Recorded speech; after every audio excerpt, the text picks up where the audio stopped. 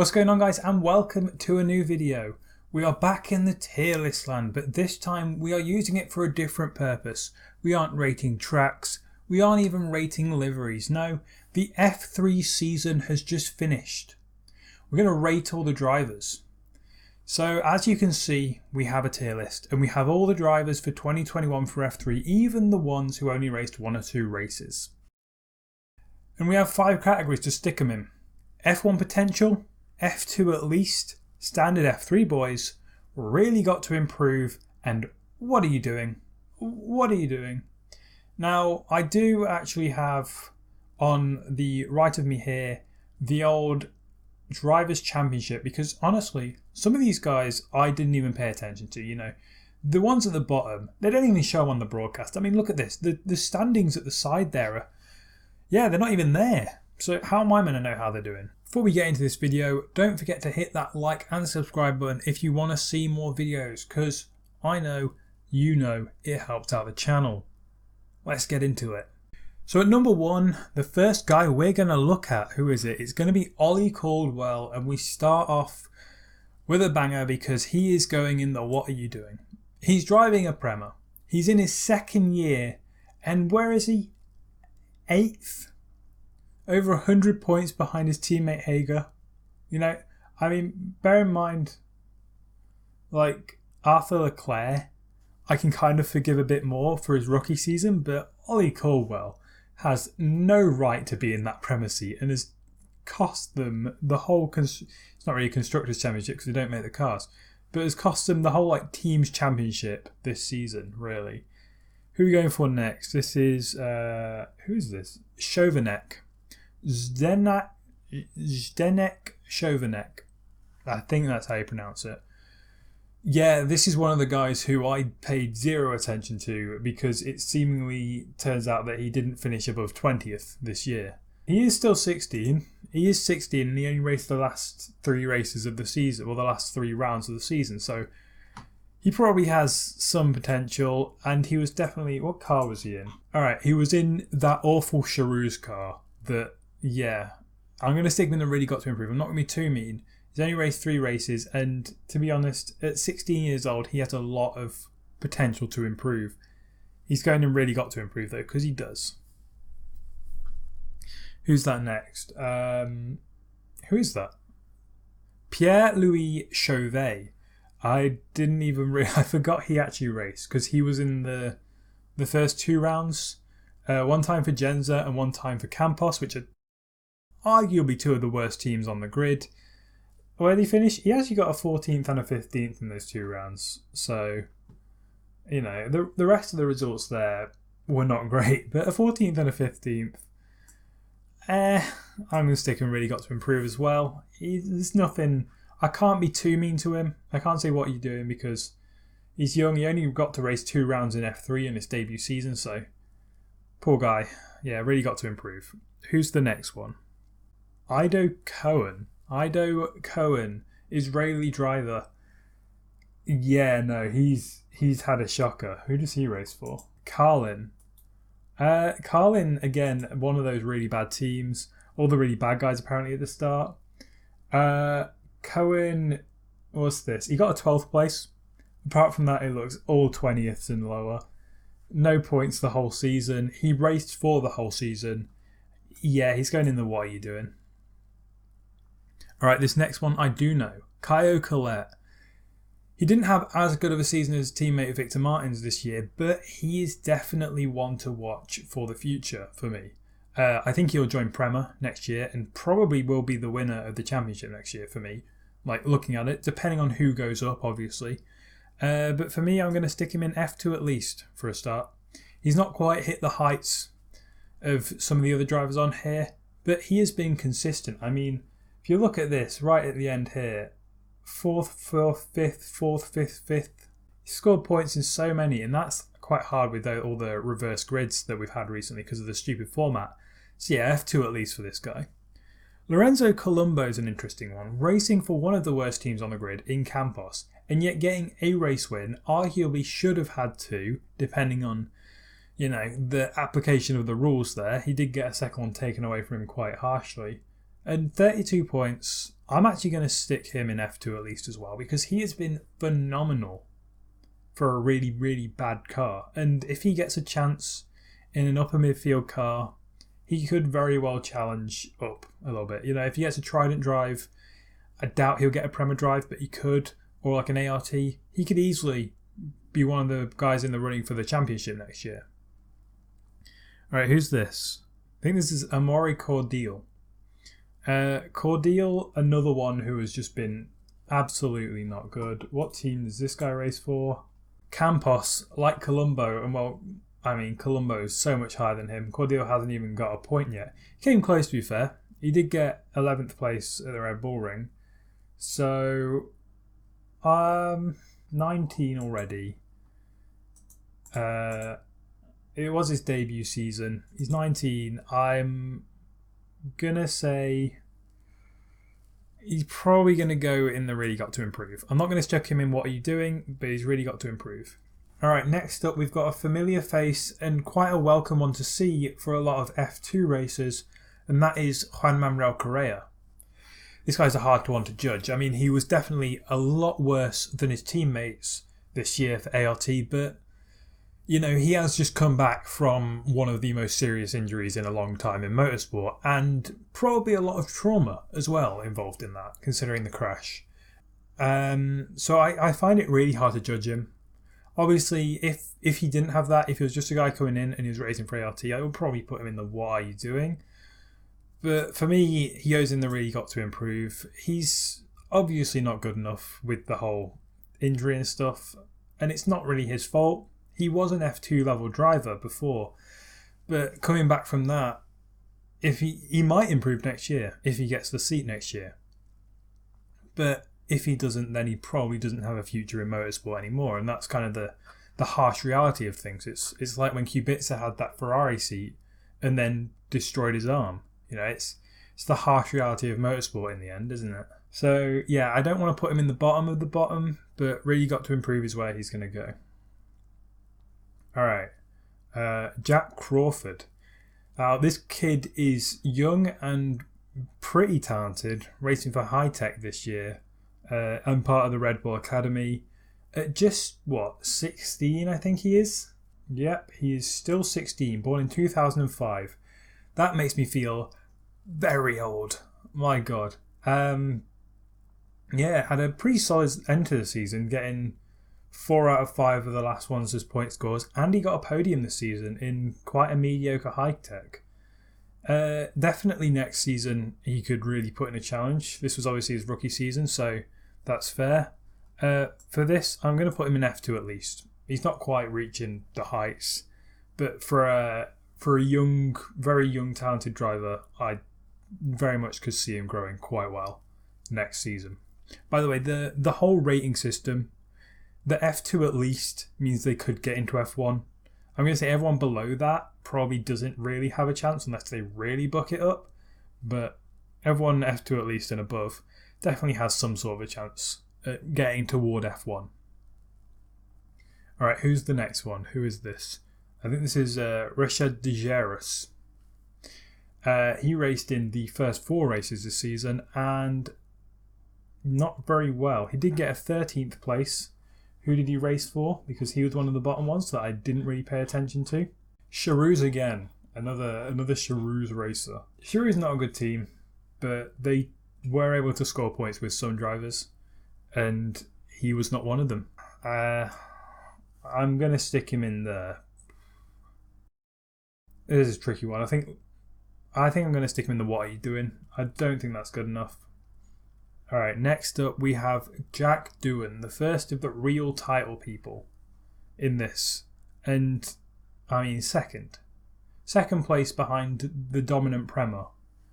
And leading the rest of the field. Best scorer out of feature races. Best qualifier. For me, he's clearly F1 potential. Definitely someone who could reach pretty high heights if he keeps at it. Alright, who's this next? Johnny Edgar, I think that is right there, the young Brit. He started off quite well, actually. He's kind of had a weird trajectory because he started off pretty well. Who's he actually racing for? Carlin. Okay, so he started off quite well for Carlin, and I think he might be the only one to score points. I'm not quite sure. Definitely the highest scorer of the Carlins, and again, very young, very talented. He just kind of dropped off at the end of the season. But for me, scoring decent amount of points, he goes to F2 at least as well. Alright, who's this? Enzo Fittipaldi. He abandoned F3 halfway through the year to go and race in F2. But before that, racing at Charouz and getting, a second place in that car and a 4th, 8th and 9th are not too bad results at all. I would have liked him to spend a whole season in F3 to see whether he could actually, because I imagine he could have been around kind of toward the top 10. Maybe he would have dropped off a little bit. But yeah, I think I'm going to put him in standard F3 for me. He wasn't he was good at small little increments, and for the team that he raced for, definitely pretty solid. Just kind of abandoned it a bit early. All right, who do we have next? Who is this? Kalen Frederick, a man who scored 2 points and missed 2 rounds this season, it seems. Yeah, missed Hungary and Spa. He raced in Carlin as well, alongside Edgar. Only 2 points compared to Edgar. Only 1 point scoring finish, and that was the first race in the Red Bull Ring. I'm going to stick him. He was another one who I didn't really see very much of. Probably in the really got to improve category, I think. That makes sense. Now we get to Dennis Hager. I mean, title winner by quite a way. I mean, he didn't even... Last race he got knocked out and he still won it by 30 points. So, clear F1 potential. Clearly, by far, the best racer out of the Prema guys and one of the best racers on the grid this year. And still very young as well. So yeah, definitely F1 potential. Who's this next? I think this is Jonathan Hoggard. Jonathan Hoggard was one of those guys who kind of popped up now and again, just in the running a little bit. Racing for, I think it was Genza, because it was like the only Genza car you ever saw. And he just sort of like, every now and again would just pop up near the front and then kind of drop back a little bit. Would be around like, get a couple of 6th place finishes he got there and a 10th place as well. And for a Genza, it's not bad at all. I'm actually going to give him quite a benefit of the doubt. He's raced all right. I'm going to put him in standard F3. That might be a little bit harsh being in a Genza. He could well be F2 at least, but for now, standard F3. Who's this? Jake Hughes, the man who has lived in F3. He's actually gone to F2 now for the last race or 2 of the season, the last couple of races. And he did quite well, didn't he, in one of those? He got like a 4th place, I think, recently.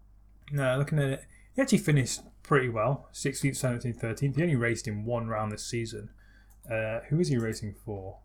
He raced for Carlin and, well, obviously Carlin showed a few good results with the likes of Edgar, but for 1 round and finishing above 20th all that time in a very average car, I'm just going to stick him in standard F3. Didn't really show anything else. He probably showed more in F2 this year than F3, so fair play to him. Ayumu Iwasa. Another Red Bull talent, this time a little bit older than the others. Yeah, he's 20 now, so he's a little bit getting on. He did get a race win this season, mainly thanks to some good old stewarding. He got 2 podiums as well. A race win and another podium, and finished quite well. It's hard to judge. He's a little bit older. He's in the Red Bull Academy. He was very close to Crawford, and considering their age gap, I'm going to have to put him at standard F3, I think. I don't think I can put him... He did finish above, but only by a couple of points. He's between these two. I really just need like a half one right there. I'm going to put Iwasa in standard F3 for now. You could prove me wrong. He's very much on the borderline. Arthur Leclerc. He's got his brother's name. Does he have his brother's skill? Well, the worst finishing Prema. It was his debut season. I will let him off a little bit for that. Finishing, 15 points behind Ollie Caldwell. Considering Caldwell was absolutely shocking, Leclerc wasn't really much better, but the debut season, I'm going to stick him really got to improve. I think he can. I think he'll get another chance in the Prema. If he doesn't challenge for the top, if he doesn't challenge for first place, because he showed some great race pace this year, just awful qualifying. If he does not challenge for the top, then yeah, no hope. All right, now we get Victor Martins, and this was the man I was rooting for, and he got best rookie in an MP Motorsport as well, in 5th place. Very, very close actually to the top 3. For me, he's F1 potential. It might be bias. He's F1 potential. Alright, next we've got Matteo Nannini. In a HWA, he is absolutely smashed it compared to his teammates. Absolutely smashed it. A 3rd place and a 4th place in that HWA and 44 points overall. I'm putting him in F2 at least, right? He's quite close to F1 potential with that sort of running for me.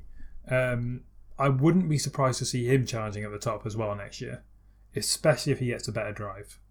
Although I know that I feel like he was looking at a F2 drive as well and trying to race in both of them together. I think he should just drop back, have one season just really pushing it in F3 before he goes to F2.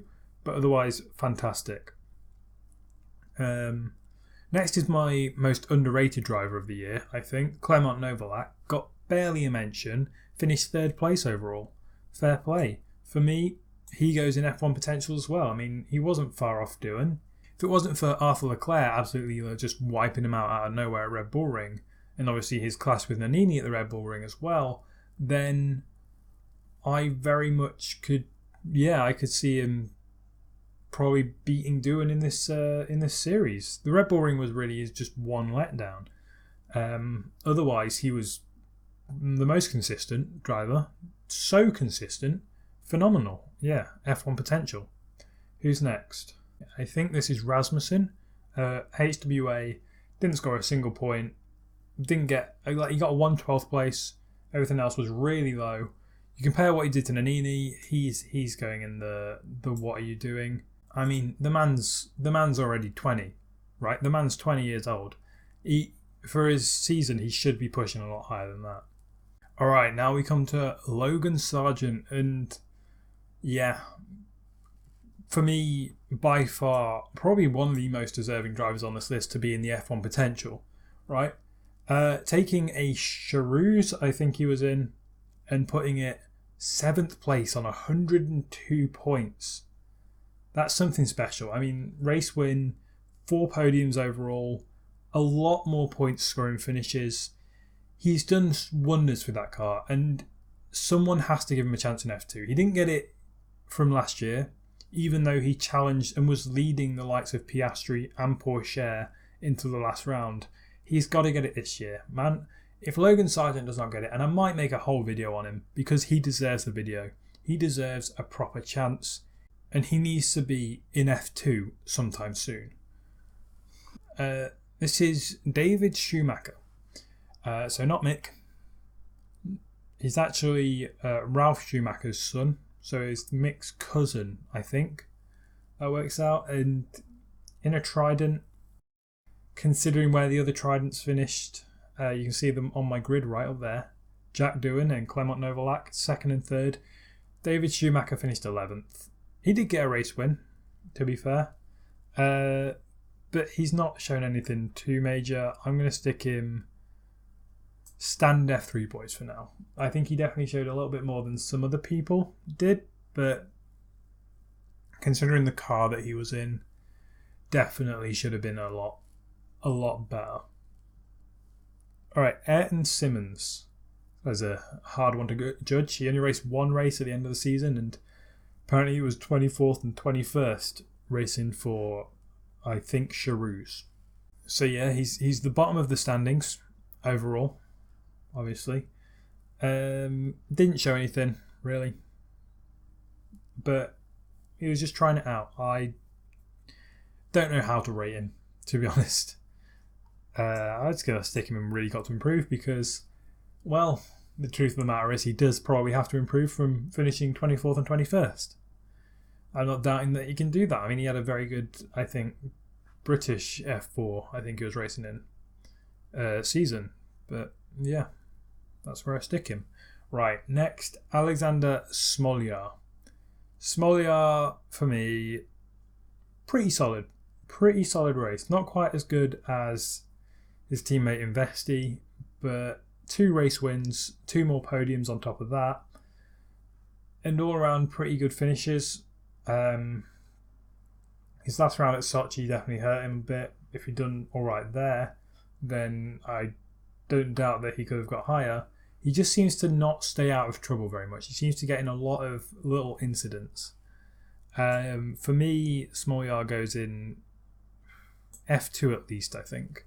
Next we have Roman Stanek, racing for Hi-Tech this year alongside Iwasa and Crawford, and, well, a little bit further down from them in the standings.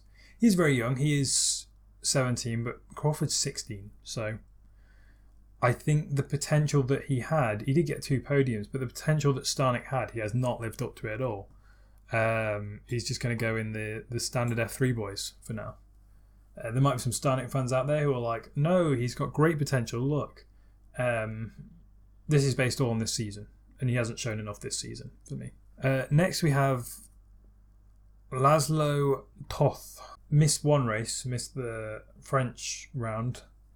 Not finishing above 16th the whole season is not a great show. He wasn't a bad car, but it's still not a great show. He goes in the what are you doing? As does, I think, Philip Ugran. Also racing in a bad car, racing every single race this season and not finishing above 15th. Get in the what are you doing?